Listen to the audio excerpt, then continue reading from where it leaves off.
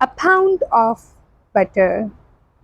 There was a farmer who sold a pound of butter to a baker. One day, the baker decided to weigh the butter to see if he was getting the right amount, which he wasn't. Angry about this, he took the farmer to court. The judge asked the farmer if he was using any measure to weight the butter. The farmer replied, Honor, I am primitive.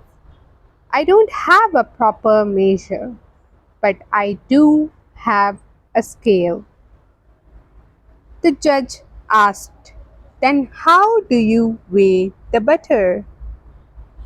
The farmer replied, Your Honor, long before the baker started buying butter from me, I have been buying a pound loaf of bread from him.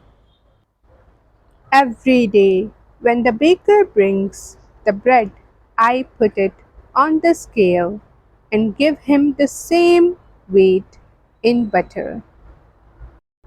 If anyone is to be blamed, it is the baker. Moral of the story: in life, you get what you give.